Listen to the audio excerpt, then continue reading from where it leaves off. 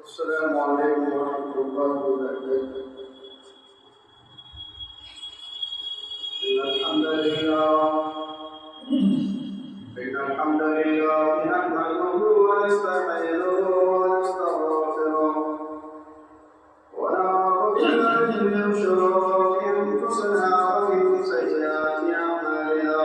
من يهده الله فلا مضل له ومن يضلله فلا هادي له. وأشهد أن لا إله إلا الله وحده لا شريك له وأشهد أن محمدا عبده ورسوله. أما بعد فإن خير الحديث كتاب الله وخير الهدي هدي محمد صلى الله عليه وسلم وشر الأمور محدثاتها وكل محدثة بدعة وكل بدعة ضلالة وكل ضلالة في النار.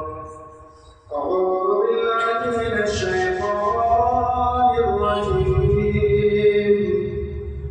بسم الله الرحمن الرحيم. يا أيها الناس اتقوا ربكم الذي خلقكم من نفس واحدة وخلق منها زوجها وبث منهما رجالا كثيرا ونساء واتقوا الله الذي تساءلون به والأرحام إن الله كان عليكم رقيبا. يا أيها الذين آمنوا اتقوا الله حق تقاته ولا تموتن إلا وأنتم مسلمون. يا أيها الذين آمنوا اتقوا الله وقولوا قولا سديدا يصلح لكم أعمالكم ويغفر لكم ذنوبكم ومن يطع الله ورسوله فقد فاز فوزا عظيما. وقال الله تعالى في موضع آخر: وإذ ابتلى إبراهيم ربه بكلمات. حاضرین جمعہ، میرے عزیز ساتھیوں اور بزرگوں، قوم ملت کے نوجوانوں اور دیگر سامعین اکرام، آج الحمدللہ جمعہ کا دن ہے اور جمعہ کے دن کی فضیلت قرآن و حدیث کے اندر شمار کلام پر آئی ہے. کیوں نہ آئی ہو کیونکہ یہی وہ جمعہ کا دن ہے جس دن کے تعلق سے اللہ کے نبی جناب محمد رسول اللہ صلی اللہ علیہ وسلم نے فرمایا کہ جو شخص جمعے کا دن کا اہتمام کرتا ہے اور اہتمام کرتے ہوئے سورہ کہف کی تلاوت کرتا ہے، اچھا لباس پہنتا ہے، خوشبو لگاتا ہے، مسواک کرتا ہے، اذان سے قبل مسجد میں داخل ہوتا ہے، تو اللہ کے نبی جناب محمد رسول اللہ صلی اللہ علیہ وسلم نے فرمایا کہ اللہ رب العالمین اس کے ایک جمعہ سے لے کر دوسرے جمعہ کی صغیرہ گناہوں کو معاف کر دیتا ہے. میرے کہے تمام تعریف و توصیف اللہ وحدہ لا شریک کے لیے ہے جو ہمارا قومی پالنہار، چپے چپے کا مالک مقدار اور مشکل کشا ہے، جس کے ہاتھ میں پوری کائنات کا نظام ہے. وہ جس طریقے سے چاہتا ہے چلاتا ہے، جسے چاہتا ہے امیر بنا دیتا ہے، جسے چاہتا ہے غریب بنا دیتا ہے، جسے چاہتا ہے اولاد سے نوازتا ہے، جسے چاہتا ہے کہ اولاد بنا دیتا ہے، جسے چاہتا ہے عروج سے زبان اور زبان سے عروج تک پہنچا دیتا ہے. یہ قوت اور طاقت اگر کسی ذات کے پاس ہے وہ اللہ سبحانہ و تعالیٰ کی ذات ہے. اللہ رب العالمین کی جتنی بھی تعریف کی جائے کرتے وَلِلَّهِ الْحَمْدُ حَمْدًا كَثِيرًا. قَالَهُ لاکھوں کروڑوں درود سلام کا نذرانہ پیش ہو تمام انبیاء اکرام پر، خصوصاً آخری پیغمبر تاجدار مدینہ محمد مصطفیٰ صلی اللہ علیہ وسلم پر کہ جس نے ہم تک اس دین کو پہنچایا اور اس دین کو پہنچانے میں بہت ساری مشکلات کا سامنا کیا، بہت ساری پریشانیوں کو برداشت کیا، تکلیفیں برداشت کی، مسائل اٹھائے، لیکن فائنلی اس دین کو ہم تک پہنچا دیا. یہی وہ عید ہے جو ہم اللہ رب العالمین کی بارگاہ میں آ کر اللہ رب العالمین کی عبادت کرتے ہیں محمد رسول اللہ صلی اللہ علیہ وسلم کی شریعت کے پڑھے. آئیے آج کے خطبے میں انشاءاللہ تعالی سیرت ابراہیم کے تعلق سے گفتگو کروں گا کہ حضرت ابراہیم علیہ السلام کی سیرت کیا ہے. وہ ہمارے باپ میں ہمیں پتہ ہونا چاہیے کہ حضرت ابراہیم علیہ السلام کہاں پیدا ہوئے, ان کا مشن کیا رہا, کیا اللہ رب العالمین نے ان کو آزمائش دی اور ان آزمائشوں میں کرے ہوئے. تو آئیے حضرت ابراہیم علیہ السلام بابل میں پیدا ہوئے اور حضرت ابراہیم علیہ السلام کے والد کا نام جو تھا عبرانی کتابوں میں تو اس کا نام تارو تھا, لیکن قرآن اعتبار سے جو ذکر کیا وہ آزر کے نام سے مشہور. ان کی پیدائش کا جو بڑا واقعہ وہ یہ ہے کہ اس دور میں نمرود جیسا بادشاہ تھا, ظالم بادشاہ تھا. وہ اپنے آپ کو اللہ رب العالمین کہتا تھا, لوگ اس کی پوجا کیا کرتے تھے. ایسے عالم میں اس کے پاس نجومی بھی تھی موجود. ان نجومیوں نے کہا کہ آپ کی اس سلطنت میں ایک بھوچال آنے والا ہے, ایک بچہ ایسا پیدا ہوگا جو آپ کے سامنے مقابلہ کرے گا, آپ کا مقابلہ کرے گا, آپ کے سامنے آ کے کھڑا ہوگا. لہذا اس وقت اس نے حکم دیا نمرود نے کہ کوئی بھی بستی میں بچہ پیدا ہو اس کو قتل کر دیا جائے. لیکن حضرت ابراہیم علیہ السلام کی جو پیدائش ہوئی وہ بابل کی پہاڑوں میں ایک غار میں پیدا ہوئی. بابل کی ایک پہاڑ ہے, اس پہاڑ میں ایک غار ہے, اس غار میں پیدا ہوئے اور وہاں ان کی جو ماں تھی دودھ پلا کر آتی تھی اور پھر اپنی بستی میں چلی جاتی تھی. اسی طریقے سے وہاں اس غار میں حضرت ابراہیم علیہ السلام کو ان کی ماں دودھ پلانے کے لیے جایا کرتی تھی. اور پھر اس کے بعد کچھ بڑے ہوئے اور پھر لکھنے تیرے سائز کی عمر لگ بھگ ہوئی تو حضرت ابراہیم علیہ السلام کو کے باپ آزاد اپنی بستی میں لے آئے. جب بستی میں جائے تو دیکھا کہ یہاں تو معاملہ ہی کچھ الٹا ہے. یہاں تو بتوں کی پوجا اور ہمارے گھر میں خود ان بتوں کو بنا کر بزنس میں یعنی بزنس کیا کرتے تھے, اس کا کاروبار کرتے تھے, بیچتے تھے. حضرت ابراہیم علیہ السلام کو ایک مرتبہ بیچنے کے لیے بھیجا. حضرت ابراہیم علیہ السلام اس کو بیچنے کی بجائے توڑ کے لیے چلے آئے. آزر نے کہا یہ کیا کیا, کیونکہ حضرت ابراہیم علیہ السلام کو اللہ نے نبوت کو یعنی نبی بنایا تھا. ساری کی ساری چیزیں یعنی شرک و بدعت سے پاک رکھا. یہ دیکھا یہ ماحول کیسا ہے. حضرت ابراہیم علیہ السلام نے کہا اے ابا جان, اپنے ابا جان کو دعوت و تبلیغ کی. گھر سے سب سے پہلے دعوت کا آغاز کیا اور اپنے ابا جان سے کہا اے ابا جان, آپ ان بتوں کی پوجا کیوں کرتے ہو, ان بتوں کی عبادت کیوں کرتے ہو. نہ یہ وہ کھا سکتے ہیں اور نہ ہی پی سکتے ہیں, نہ ہی نفع پہنچا سکتے ہیں, نہ ہی نقصان پہنچا سکتے ہیں. کیوں تم اس کی عبادت کرتے ہو؟ اگر اس کے اوپر ایک بھی مکھی بیٹھ جائے اس کو ہٹا نہیں سکتے.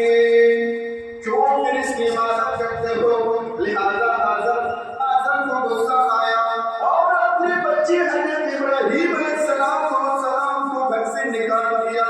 نکلنے کا حکم دے دیا کہ جاؤ میرے گھر سے نکل جاؤ, کیونکہ تمہارے معبودوں کو بڑا بڑا کہتا ہے.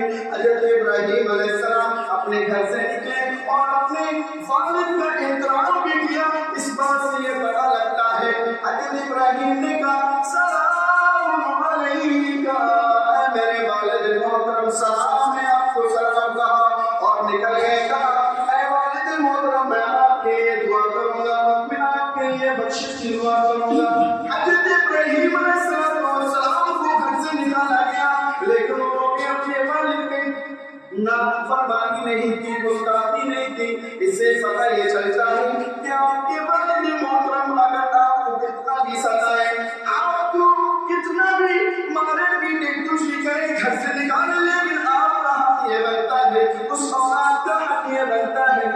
اپنے والد سے اف بھی نہ کہے، کیونکہ حضرت ابراہیم کو گھر سے نکالا، لیکن حضرت ابراہیم علیہ السلام نے اپنے والد کا الفت و محبت احترام کرنا نہیں بھولے، لہذا حضرت ابراہیم نکلے، گھر سے نکل گئے۔ اب دوسرا مرحلہ یہ آتا ہے اپنی قوم کو دعوت دیا۔ حضرت ابراہیم علیہ السلام نے اپنی قوم کو دعوت دی، کہا میری قوم کے لوگوں، کیا کہا میری قوم کے لوگوں، تم کیوں ان بتوں کی پوجا کرتے ہو جو نہ کھا سکتے نہ پی سکتے ہیں، اور نہ ہی یہ ہندو پر اگر مکھی بیٹھ جائے نہ ہی اس کو ہٹا سکتے ہیں، نہ ہی نفع نقصان پہنچا سکتے ہیں، کیوں تم ان چیزوں کی عبادت کرتے ہو؟ لوگوں نے ظاہر سی بات ہے وہ چاہے قوم کی بات نہ مانے۔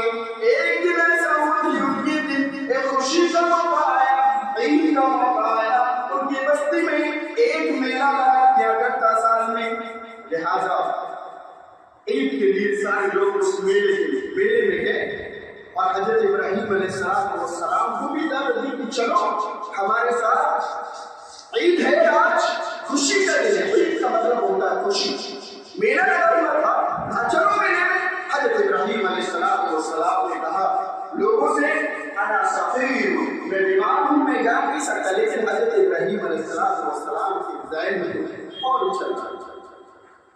حضرت ابراہیم علیہ السلام کہتے ہیں انا سفیر، میں بیمار ہوں، میں جا نہیں سکتا، تم لوگ جانا چاہتے ہیں جاؤ۔ لہذا تمام بستی والے اس میلے کے اندر چلے گئے، اور جب واپس شام کو آتے ہیں اور لہذا وہ لوگ سب سے پہلے اپنے گلخانے میں گئے، وہاں پہ ایک گلخانہ تھا جس میں بہت سارے لوگ تھے۔ حضرت ابراہیم علیہ السلام نے یہ موقع تلاش کیا اور دیکھا کہ بستی کے تمام لوگ میلے میں گئے ہیں، اب مجھے موقع ہے۔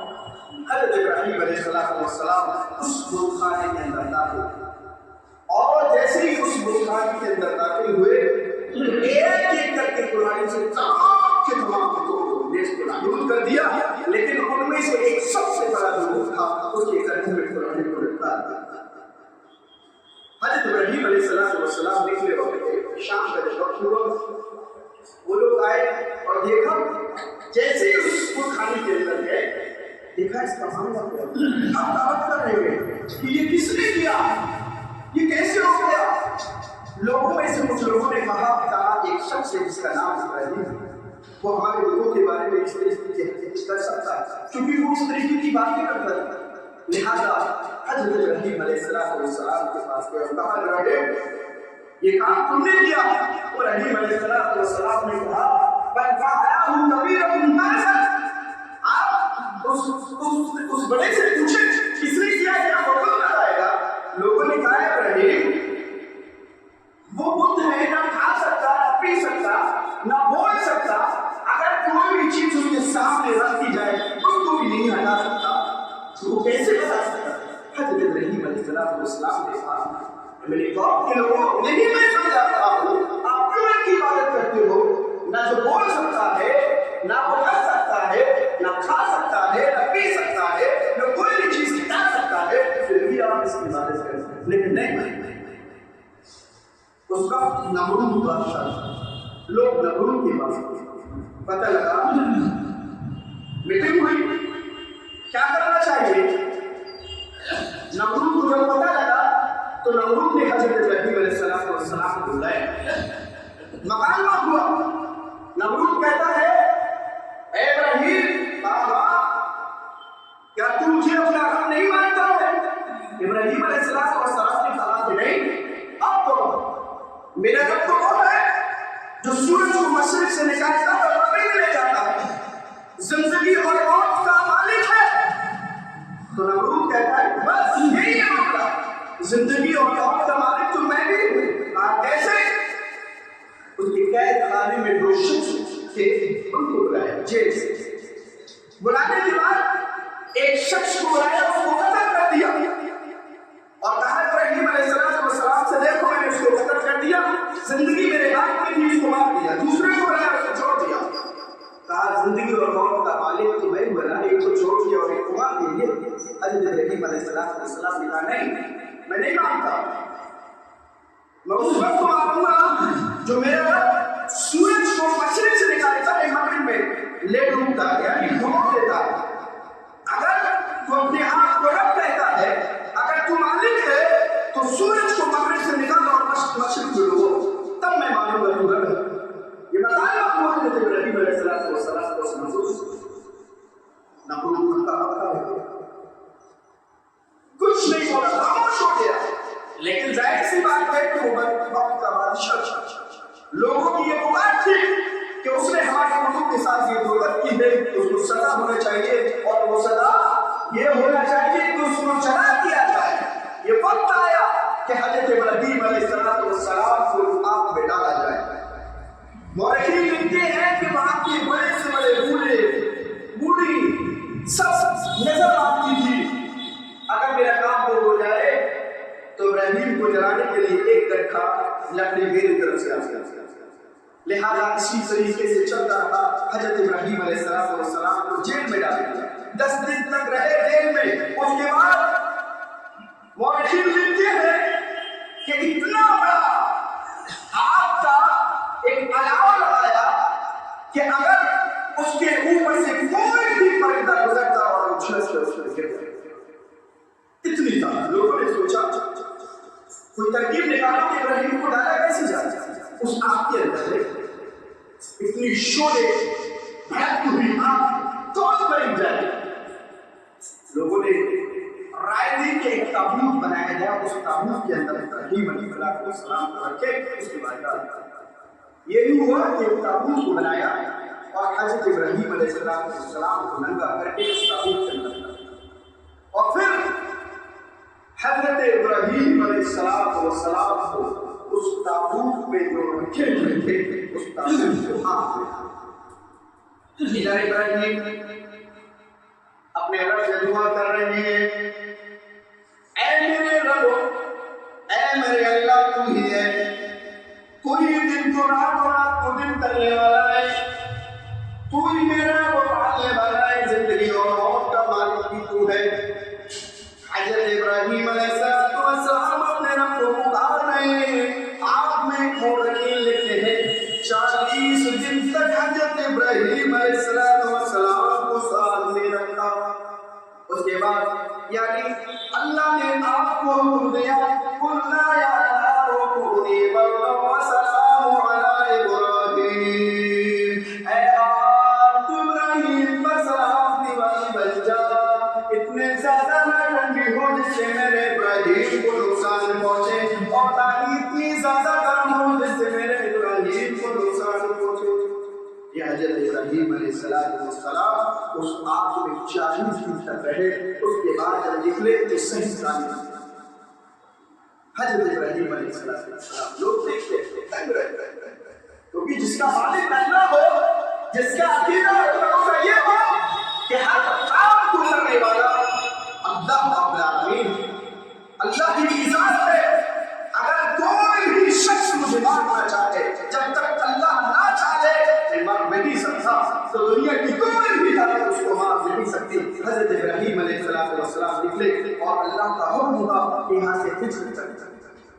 हज़रत इब्राहीम अलैहिस्सलाम उस बस्ती से हिजरत करके फिलिस्तीन, इराक होते हुए यहाँ से होते हुए मिस्र में जब दाखिल हुए, वहाँ भी मिस्र तक पहुंचे। उनके साथ जो थे उनके एक भतीजे लूत, हज़रत लूत। हज़रत इब्राहीम अलैहिस्सलाम के 3 भाई थे, नाहूर, हरान और हज़रत इब्राहीम। हरान के बेटे लूत जो उनके भतीजे लगे, और उनका इंतकाल हरान का हज़रत इब्राहीम अलैहिस्सलाम की जिंदगी में हो गया था। लेकिन अल्लाह रब्बुल आलमीन हज़रत लूत अलैहिस्सलाम को भी नबी नहीं, सिर्फ वो जवाब निकले। हज़रत सारा रज़ियल्लाहु तआला अन्हा को लिया और मिस्र की तरफ जैसे ही दाखिल हुए मिस्र में, तो वहाँ का बादशाह बड़ा जालिम था। मौरखीन लिखते हैं कि वो बादशाह ऐसा बादशाह था, बड़ा जालिम बादशाह ये था कि जब भी देखता कि कोई खूबसूरत और हसीन जमीन उस शहर से गुजरती है, अपने वजीरों को हुक्म देता है कि जाओ उसको पकड़ के लेके आओ, और खूबसूरत होगी तो उसको अपने पास रखता, उसके शौक को भगा देता। लेकिन एक चीज ये थी کہ جب وہ عورت اگر کسی کی بہن ہوتی تو اس کو چھوڑ دیا. یہی ہوا کہ حضرت ابراہیم علیہ السلام حضرت سارہ کے ساتھ جب مصر کی سرحد پر آئے تو ظالم بادشاہ کے جو وزیر تھے انہوں نے دیکھا کہ ایک شخص اور اس کے ساتھ ایک عورت وہ یہاں سے جا رہی ہے. اطلاع کی اس بادشاہ کہا ایک خوبصورت عورت ہے وہاں سے گزر رہی ہے. تو اس بادشاہ نے حکم دیا وزیروں کو کہا جاؤ اس کو لے کے آؤ. لہذا حضرت ابراہیم علیہ السلام کو پیش کیا گیا. حضرت ابراہیم علیہ السلام سے پوچھا اس بادشاہ نے ظالم بادشاہ کہ تمہارے ساتھ وہ عورت ہے وہ کون ہے؟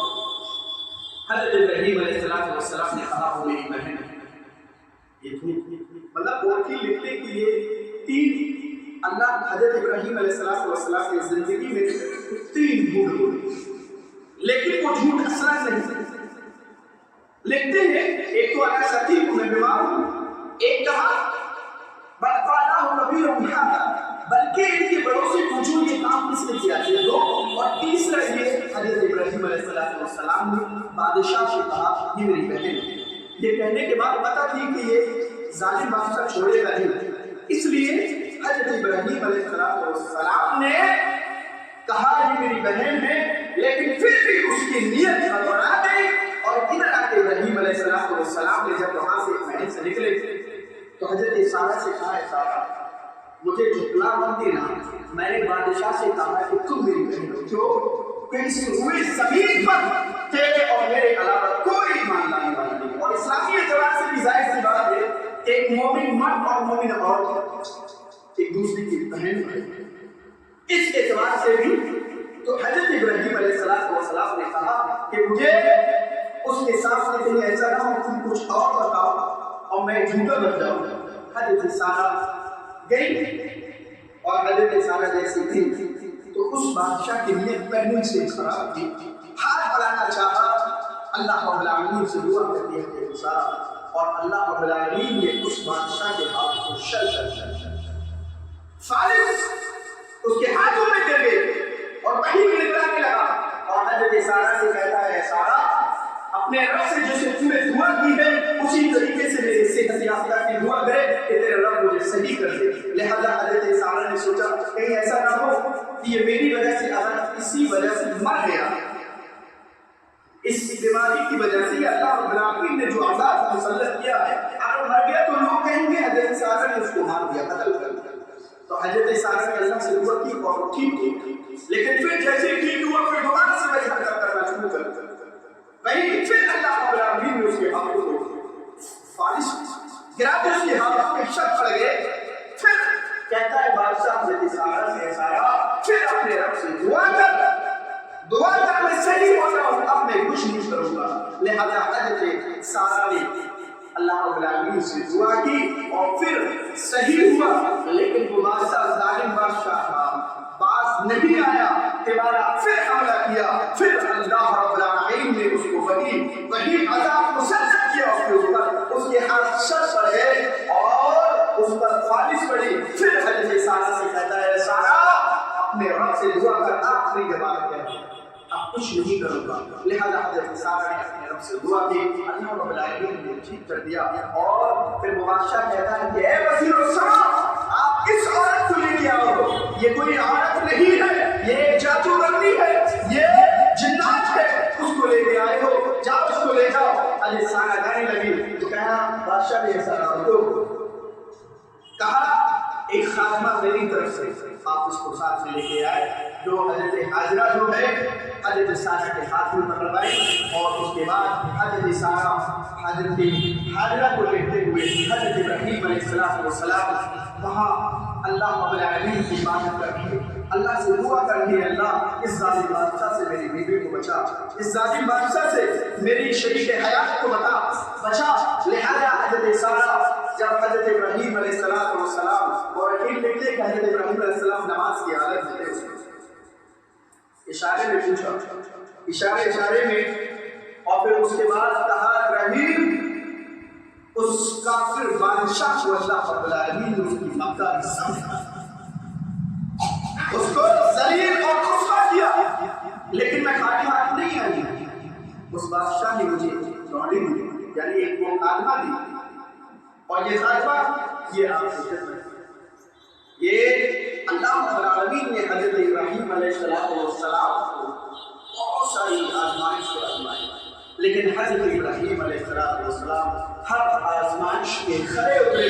وہی ابراہیم علیہ السلام کے جس نے خانہ کعبہ کی تعمیر بھی کی، وہی اسماعیل حضرت ابراہیم علیہ السلام ہے۔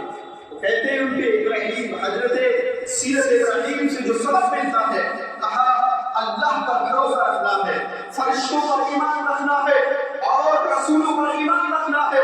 جو رسول آئے، جو صحیفے آئے، جو کتابیں آئی، فرشتے آئے، حضرت ابراہیم کی سیرت سے یہی سبق ملتا ہے کہ ہمیں فرشتوں پر بھی ایمان لانا ہے، ہمیں کتابوں پر بھی ایمان لانا ہے، رسولوں پر بھی ایمان لانا ہے، یوم آخرت پر بھی ایمان لانا ہے۔ کل قیامت کے دن ہمیں اللہ رب العالمین کے سامنے کھڑا ہونا ہے۔ یہ حضرت ابراہیم علیہ السلام کی سیرت سے اور حضرت ابراہیم کی سیرت سے یہ پتہ چلتا ہے کہ اپنے والد محترم سے آپ کو کس طریقے سے پیش آئے۔ اگرچہ وہ آپ کا ساتھ نہیں دے رہے، اگرچہ آپ کے ساتھ غلط بہیو کر رہے ہیں، لیکن آپ کا حق، آپ کے اولاد کا حق یہ بنتا ہے کہ اپنے والد محترم کے ساتھ الفت و محبت سے پیش آئیں، ان کی اچھی خدمت کریں اور طریقے سے بولیں۔ یہی حضرت ابراہیم کی سیرت سے پتہ چلتا ہے کہ ہمیں حضرت ابراہیم علیہ السلام کی جو باتیں ہیں ان پر عمل کریں۔ وقت ہو چکا ہے، اللہ رب العالمین سے دعا ہے اللہ رب العالمین ہمیں سیرت ابراہیم پر عمل کرنے کی توفیق عطا فرمائے۔ رب العالمین ہمیں جب تک اس دنیا میں رہے صرف توحید پر رکھنا۔ رب العالمین جب ہمارا خاتمہ ہو تو خاتمہ بھی خیر ہے۔ رب العالمین جب ہم اس دنیا سے جائیں، اللہ رب العالمین ہمیں جنت الفردوس میں اعلیٰ سے اعلیٰ مقام عطا فرمائے۔ رب العالمین ہم میں سے جو لوگ اس دنیا سے جا چکے ہیں ان کے قبر و نور سے پوچھتے ہیں۔ رب العالمین ہمیں صوم و صلاۃ کا پابند بنا دے۔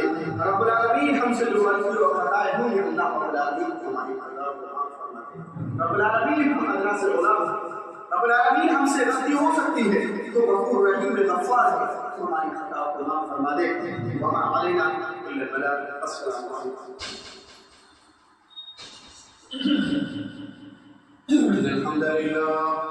الحمد لله نحمده ونستعينه ونستغفره ونعوذ بالله من شرور انفسنا ومن سيئات اعمالنا، من يهده الله فلا مضل له ومن يضلل فلا هادي له، واشهد ان لا اله الا الله وحده لا شريك له، واشهد ان محمدا عبده ورسوله. اما بعد فان خير الحديث كتاب الله، وخير الهدي هدي محمد صلى الله عليه وسلم، وشر الامور محدثاتها، وكل محدثه بدعه، وكل بدعه ضلاله، وكل ضلاله في النار. اعوذ بالله من الشيطان الرجيم. بسم الله الرحمن الرحيم. ان الله وملائكته يصلون على النبي يا ايها الذين امنوا صلوا عليه وسلموا تسليما. اللهم صل على محمد وعلى ال محمد كما صليت على ال ابراهيم وعلى ال ابراهيم انك حميد مجيد. اللهم بارك على محمد وعلى ال محمد كما باركت على ابراهيم وعلى ال ابراهيم انك حميد مجيد. سبحانك ربنا رب العزه عما يصفون وسلام على المرسلين والحمد لله رب العالمين.